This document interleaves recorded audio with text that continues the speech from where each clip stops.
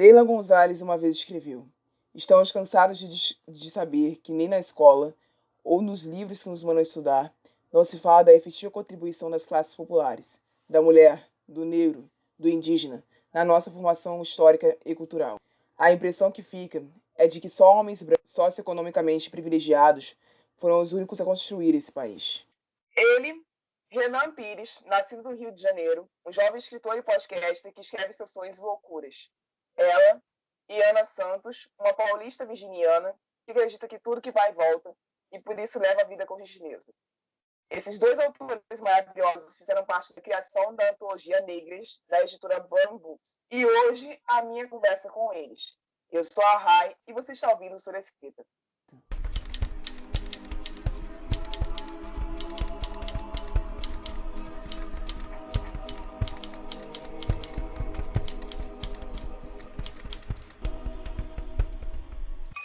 Pessoal, obrigada por estarem ouvindo mais um episódio desse quadro sobre a escrita, onde eu entrevisto escritores. Agora eu vou dar um espaço para eles darem um oi para vocês.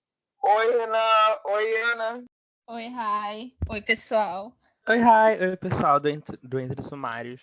Então é isso. Sobre a Escrita é um quadro com escritores, para escritores, e a nossa conversa vai ser um pouquinho mais longa do que ultimamente é, porque são dois autores falando comigo hoje. Então, vocês se acostumem com esse tempo de duração, porque talvez ele seja mais recorrente depois desse dia.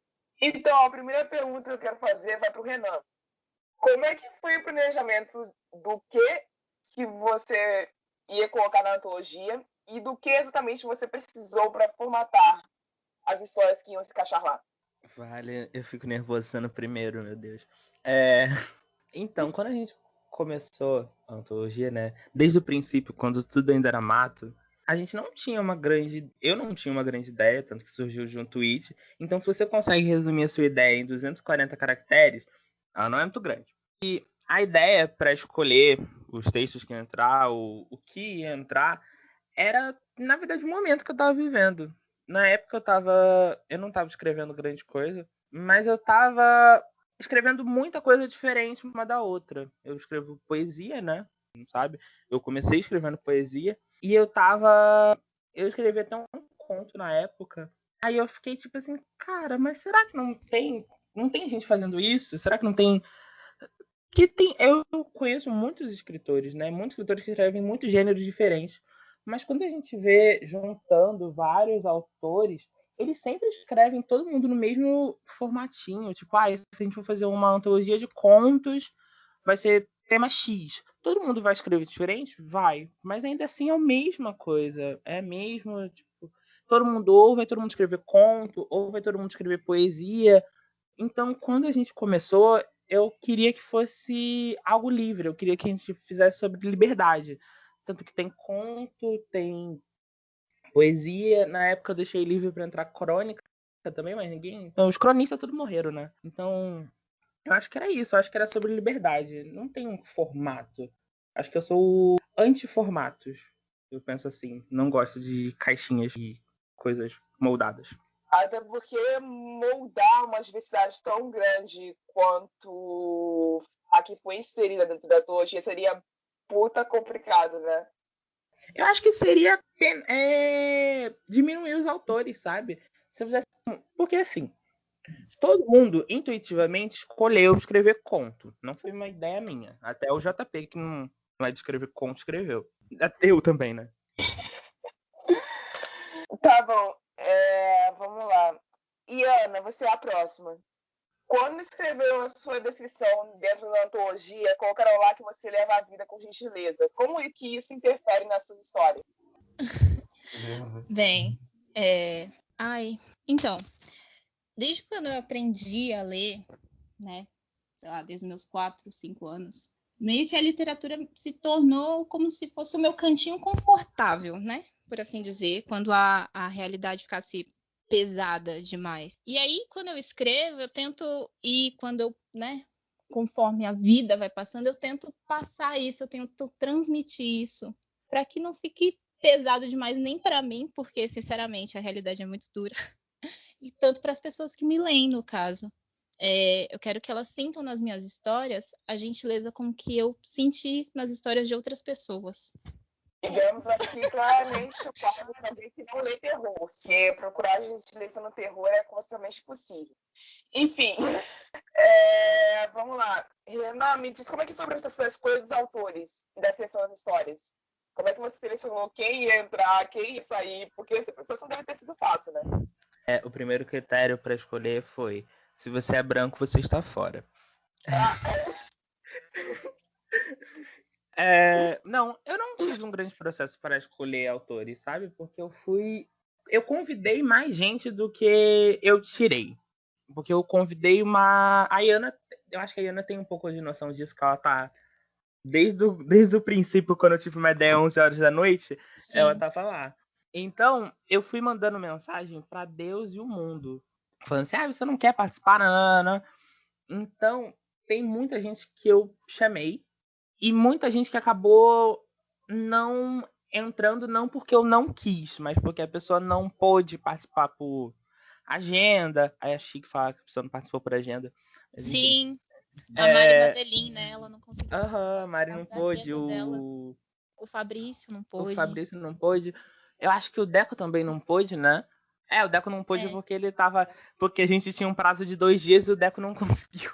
O Deco... 2 dias você Não, o Deco era outra coisa. Era um material extra. O Deco não... Eu mandei... Tipo assim, eu tinha um dia pra fazer um material extra, que é a cartilha, que fica no final. Aí, eu de manhã assim: Deco, você quer participar? O Deco foi me responder 8 horas da noite. Aí, 8 horas da noite já tinha enviado. Já tava pronta, então não dava pra acrescentar ele. Mas o Deco Lipe, ele falou assim: não, vou participar. Só que aí ele tinha um lançamento do Se Liga, acho que acho que uma semana antes, ou na mesma semana, que ele tinha que enviar o original pra Tati. E ele não conseguiu enviar pra mim, porque eu mandei assim: Deco, você vai participar? E ele: que dia que eu tenho que enviar? Até o dia 31. Aí ele: beleza. Dia 31, 8 horas da noite. Eu ainda posso... Eu não vou conseguir. Então, aconteceu, né? Meu Deus. Momentos. Desespero. Mas eu acho que é isso. Eu acho que o tempo eliminou mais gente do que eu. Sim. Pelo visto, sim. Mas ainda no questão da organização, tu falou que tu convidou um monte de gente, mas tu convidou só os teus amigos ou você convidou gente com quem você nunca tinha trabalhado? Tem muita gente que eu nunca trabalhei. Muita gente. Pessoas que eu já trabalhei, eu acho que ainda é a maioria, porque eu acho que foram por proximidade, né? Mas eu convidei muita gente que eu nunca tinha trabalhado, que eu acabei me aproximando, ou gente que eu realmente conhecia, mas que eu não tinha proximidade nenhuma, além de: eu sei que essa pessoa existe, eu sei que essa pessoa escreve, eu sei que essa pessoa é negra, então vamos chamar pra ver se ela vai querer participar. O Anderson foi assim, não foi? O Anderson eu já tinha participado do Faju. Não, eu não tinha nem participado do Faju na época, que é o podcast dele. Então a gente só se conhecia e eu nem sabia que o Anderson escrevia. Mas foi o Anderson, foi o Gustavo, que eu conheci no Twitter, a Helena, que eu conheci no Twitter também. Peraí. O Koda, que eu chamei o Koda. O Koda. Não, o Koda eu só sabia. O Koda era praticamente uma estrela pra mim, né? Porque eu tinha lido o Koda. Eu falei assim: não, meu Deus, eu preciso. Mas será que ele vai aceitar? Aí eu todo tímido: oi, Koda, tudo bem? Você quer participar dessa ideia? E o Koda: não, meu Deus, não sei o que ideia ótima. Não. E eu: caralho. Mas foi. E teve a Dai também. Eu lembro da Dai, da Mari, Madeline, que não conseguiram participar por... A Dai, eu acho que foi por tempo. A Dai gostou da ideia, mas ela não conseguiu participar na época que ela tava escrevendo também. A Mari não tinha tempo. O outro... Qual é o nome dele? Eu não... Cara, que vergonha. Eu não lembro o nome dele. É Vitor Manuel? O Vitor Manuel, ele tava sem tempo também, que ele tinha acabado de encontrar um emprego e totalmente sem tempo, o bichinho. Então acho que é isso, gente. O tempo elimina muita gente. Mas uma coisa que eu achei interessante é porque não foi muito convite, né? A gente abriu um processo seletivo que foi muito fake. Porque ninguém enviou por processo seletivo. Eu convidei todo mundo. Falei assim: você quer enviar? Envia. No fim das contas, eu não cortei ninguém. Todo mundo que enviou, eu, sei lá, lutei pra que entrasse. Um negócio de liberdade mesmo, bem relaxado. Momento signos, ascendente em Sagitário, né? O momento signos, ascendente em Sagitário, né? Poxa, liberdade, é sobre isso. A pergunta para os dois agora. A mensagem que vocês e os outros autores planejavam entregar com essa obra, vocês conseguiram? E Ana, vai você falar, primeiro. Ana? Tá bom. Bom, eu acho que sim, porque a ideia, né, como o Renan já falou, é que que a antologia fosse bem mais livre, que a gente mostrasse mesmo que a gente é plural, no final das contas, né? Essa palavra está sendo dita tantas vezes, mas é que as pessoas percebessem que mesmo pessoas pretas podem ser diferentes e não, tipo, apesar de sofrerem do mesmo mal, elas são diferentes, elas têm coisas diferentes para falar, para ensinar, para viver, no caso. Eu acho que a gente conseguiu fazer isso bem, inclusive, né? O conto do Anderson, que é o Abreu, que é completamente diferente do conto do Renan, que é um clichê. Eu acho que a gente conseguiu trabalhar bem toda essa mensagem de ser livres mesmo, né? Tá, é minha vez, né? De preferência. Deveria ser. Eu acho que, complementando o que a Ana falou sobre pluralidade, né? Eu acho que é também sobre esperança. Ai, adoro. Acho que clichê fala sobre esperança, né?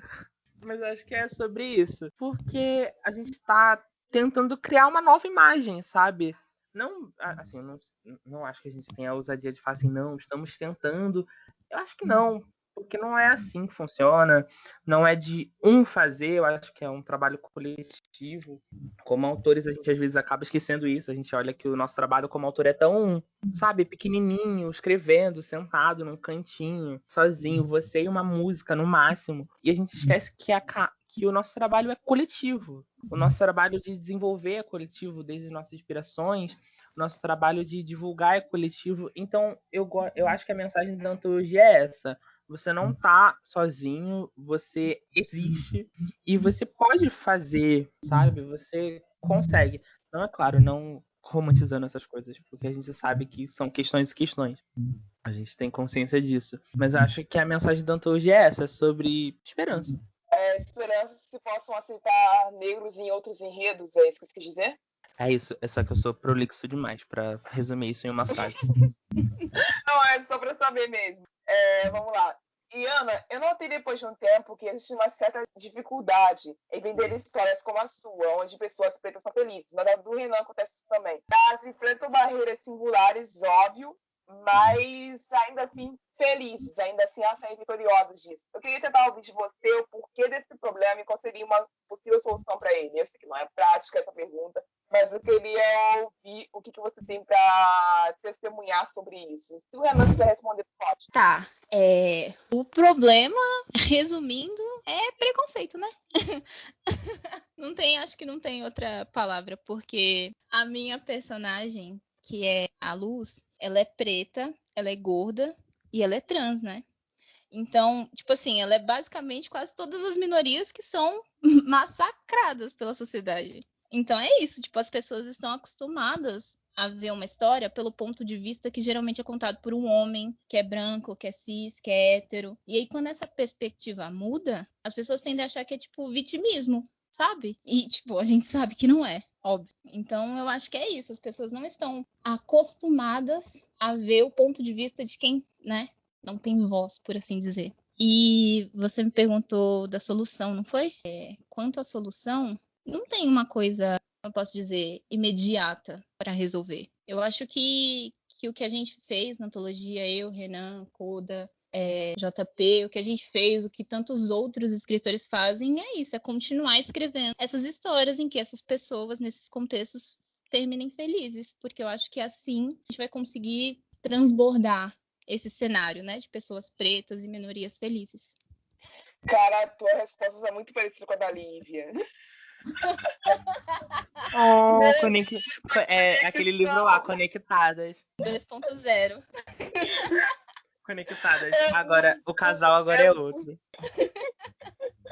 Bom subtítulo. Eu posso responder também? Que eu fiquei... Claro. Pensando sobre isso, né? Porque quando eu escrevi esse conto, era pra ser outro. A Ana sabe todo esse rolê de eu ter escrito o conto que saiu na antologia 4 horas antes de enviar. Então, eu tava muito inseguro, porque cara, eu fiquei muitos dias pensando, será que não é bom o suficiente? Será que eu deveria ter falado de outra coisa? Será que eu acho que eu já produzi coisas melhores, eu ficava pensando nisso. Eu conversando com a Lívia mesmo no Twitter, falei, a gente tava falando sobre isso. A gente pensa que, eu tava pensando que era um conto menor, porque era um conto falando sobre felicidade, sabe? É um conto simples sobre, assim, pra mim é quase um conto de terror, porque eu tenho medo de elevador. Mas Oh my God! Mas pra elas que estavam lá, era bonitinho, era feliz, ela era meio sonsa goiana. Então, eu acho que a gente pensa por muito tempo que a felicidade pra gente é menor. Mas por que a gente pensa isso? Porque a gente não consome a nossa felicidade, sabe? A gente não é acostumado a ver isso. Tá dando agora na Globo aquele filme Histórias Cruzadas, eu nunca lembro se é esse nome, porque o inglês é muito diferente. Em inglês, acho que a tradução fica meio que a resposta, sabe? Aí a gente é acostumado a ver isso. Que é um filme triste o tempo todo, não tem um momento de felicidade. E só vai dar certo quando um branco ajuda. A gente é acostumado a receber esse produto. A Viola Davis fala isso hoje em dia nas entrevistas depois desse filme, que ela se arrepende de ter feito por causa disso, que a mensagem do filme é essa. Sua vida vai dar certo quando um branco chegar em você e te ajudar. Não é possível para você sair dessa sozinho, mas quando um branco te ajudar, você vai conseguir. A gente tava falando no off de Game of Thrones. Game of Thrones é isso. Daenerys chega lá, todo mundo escravizado e ela salva. E a gente não quer vender isso na antologia. Eu, como escritor, não quero isso. Eu não quero que a felicidade dos meus personagens seja submetida a eles encontrarem o branco e esse branco salvar eles. Não é. Eu quero que eles sejam felizes, eu quero que eles encontrem a felicidade eles, antes de tudo, mas pelas pessoas que estão em contato dele. Ninguém vai te salvar. É um trabalho coletivo, sabe? Quando você quer pular um muro, que a pessoa dá a mão, pezinho pra tu, é isso, é sobre isso. E a solução. E, gente, a única solução pra acabar com isso, pra gente acabar de ver essa imagem, é o fim do capitalismo. Já diria Rosa Luxemburgo: ecossocialismo ou barbárie. A gente pode escolher. Ok, né? Eu acho que essa vai ser a mensagem do trailer. Enfim, vamos lá. Antes de eu encerrar com a pergunta sobre o conselho, eu quero perguntar para vocês, já puxando dessa ideia de a necessidade de provar que nós pretos somos felizes, que nós existimos além do racismo. O apoio que vocês receberam através dessa antologia foi muito importante, né? Porque vocês começaram a receber a atenção de pessoas que vocês nem imaginaram que poderia chegar até eles. Tipo, chegou no Emicida esse negócio, né? Nossa, esse dia foi muito bom. E assim, eu queria tentar conversar com vocês sobre como foi o feedback. Como é que vocês receberam o público voltando para dizer a vocês: olha, isso foi bom. Como é que vocês se sentiram depois que receberam as primeiras resenhas, os meus comentários? Como é que tiram? Você quer falar, Renan? Eu queria dizer, antes de tudo, que a boneca tem o follow do Emicida. Oh! Nojenta, follow do Emicida. Mas, cara, as primeiras resenhas, as primeiras pessoas que leram foram pessoas muito próximas da gente, né? Eu e a Ana, a gente zoa que não tem muita coisa ruim de negros. Quando a gente acha, a gente ri. Se manda print. Olha, kkk. Nota 1. Tipo assim, porque Nosso primeiro a gente e-mail foi tão chique. Ai, desculpa. Não. É porque assim, a gente teve, né, uma das inspirações principais de Negros é Amarelo de Emicida, né? Então a gente, quando simplesmente teve a atenção dele, o dia foi um surto. Esse dia foi maravilhoso, teve um surto. E aí depois pessoas começaram a chegar, né? Provavelmente por causa disso, porque, pô, é o Emicida. E a gente procura, na verdade, procuro avaliações negativas, porque, é claro, eu sei que eleva, né, afaga o ego você receber, sei lá, 5 estrelas, 4 estrelas, elogios, isso é maravilhoso, obrigada pessoas, continue avaliando, isso é muito bom. Mas eu procuro avaliações negativas para saber onde que eu posso melhorar quanto escritora, entendeu? E aí eu achei um dia desses uma avaliação com 1,5 estrelas numa thread do Twitter.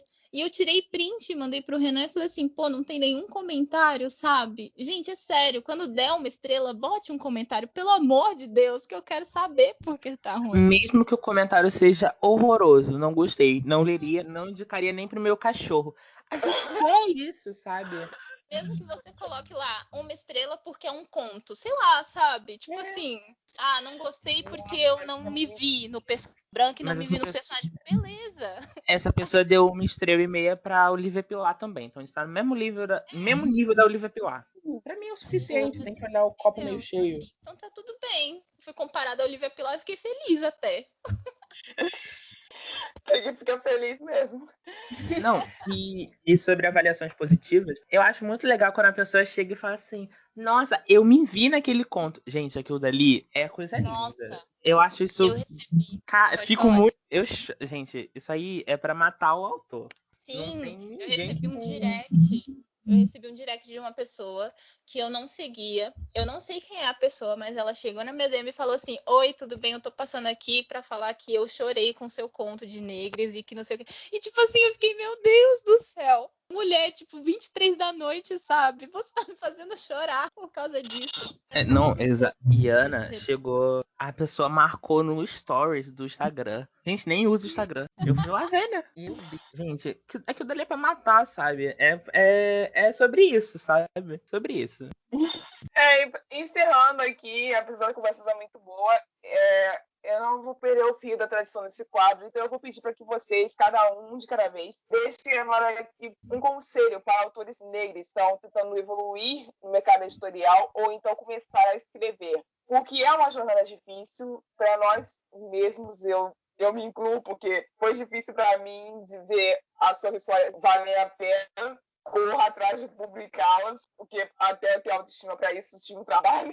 Então eu quero que vocês tentem encorajar outros autores a partir daqui. Nossa. Revisora, vai primeiro. Aquelas, né? Eu também tô precisando. Mas assim, como a Rai falou, é difícil. É muito difícil. Principalmente para quando você faz parte de vários recortes, né? Que é, no meu caso, eu sou mulher, eu sou preta, eu sou periférica, eu sou bi, entendeu? Vários recortes a serem tratados. Então, assim, é muito difícil. Mas, aquele clichê, né? Não desiste. Porque as suas histórias, tem alguém esperando por elas. Tem alguém esperando para te ler. Pode ser assim que a pessoa nem saiba que tá esperando, mas quando ela lê, ela vai se identificar, porque o que você escreve é importante. Então, é isso, só continua e lembra de cuidar da saúde mental também, né? Porque, enfim, mas é isso. Gosto. Achei a Ana muito chique falando isso, se permita. Não, eu acho que o conselho que eu tenho é se permita escrever mal. Porque a gente não escreve bem, cara. A gente não vai começar escrevendo bem. A gente tem tanto um mito do escritor que senta, escreve tudo de uma vez, 40 mil palavras em um dia, e quando ele para de escrever, ele tem um novo Romeu e Julieta. Não é assim, cara. Se permita escrever mal, você vai errar. Sua primeira história não vai ser a sua melhor. Você não é o Machado de Assis, até porque as primeiras histórias de Machado de Assis, certeza que não eram boas. Eu acho que a gente tá num momento que todo mundo escreve. Não, assim, né? Nossa bolha falando isso. A Rai que trabalha com isso, eu e a Ana que escreve e vive com escritores. A gente às vezes fica tão no meio e a gente vê todo mundo publicando, escrevendo e não sei o quê. E acaba que escrever é um jogo. Escrever é um produto. A gente tem noção disso. A gente sabe que o que a gente tá fazendo vai gerar lucro ou vai gerar gasto em algum nível. Eu acho que às vezes a gente se perde nisso. Às vezes a gente não escreve alguma coisa porque a gente fica pensando assim, ai, mas se ninguém lê? Ai, mas e se eu escrever isso e não tiver nenhuma avaliação? Cara, escreve e não fica pensando em quem vai ler ou se vai ter 3 avaliações, mesmo que seja muito reconfortante você abrir o seu livro e ter lá 30 avaliações, as 30 avaliações 5 estrelas, uau, o melhor livro da minha vida. É ótimo, é maravilhoso. Mas se você não tem isso agora, só escreve. Vai escrevendo, vai testando, vai aprendendo. Eu acho que a gente tem que voltar um pouco a escrever valendo nada, sabe? Escrever na Wattpad, que valia nada e a gente estava ali escrevendo. Escreve. Ah, eu tive a ideia de escrever a Cuca engolindo gente no sítio do Pica-Pau. Escreve! Escreve! Inclusive, eu quero ler. Se você precisar de um beta, eu tô aqui. Escreve, sabe? Porque em algum momento alguém vai querer ler, ou em algum momento vai dar certo. Eu acho que é isso, é um trabalho de formiguinha. uma coisa que, só emendando aqui o que o Renan falou, que é uma coisa que eu já vi a Elaine Baeta falar quando ela estava no Wattpad, que quando ela tinha uma ou duas leitoras, ela dava um mundo para essas uma ou duas leitoras, porque uma ou duas leitoras que disponibiliza do tempo dela, da paciência para ler o que você escreveu. E não vai ter uma ou duas leitoras se você simplesmente não escrever, entendeu? Então é isso que o Renan falou, escreva. E Ana, eu escrevi na Wattpad, né? Pra quem não sabe, eu tenho até um livro de contos lá. Um menino chegou em mim uma vez pelo Twitter e falou assim: Ah, eu achei o seu livro na Wattpad. Eu achei ele muito bom. Gente, hoje em dia, o nome desse menino tá imortalizado num conto meu. Tá lá, escrevi um conto com o nome dele. Então, é sobre isso, sabe? A gente valoriza muito o autor, mas escreva de pouquinho. Escreve um capítulo essa semana, escreve semana que vem 3 capítulos. Não escreve pensando que o seu livro é um produto e que escrever é só um trabalho. Eu tenho isso às vezes de, escrever é o meu trabalho. Não, escrever às vezes também é prazeroso. Escrever é sobre aprender, escrever também é sobre se permitir. Se permita, aprenda, vá trabalhando isso, para depois escrever virar o seu trabalho. Então é isso, gente. A mensagem do episódio de hoje é basicamente: continue escrevendo e faça terapia. E vocês acabaram de ouvir sobre a escrita. Até a próxima. Tchau. Podem dar tchau, pessoal. Tchau. Obrigada por ouvir. Você acabou de ouvir sobre a escrita e a citação final de hoje é a seguinte: Eu sabia e eu concordava que amizades eram fluidas, assim como tudo na vida. Era coisa de momento, milésimos.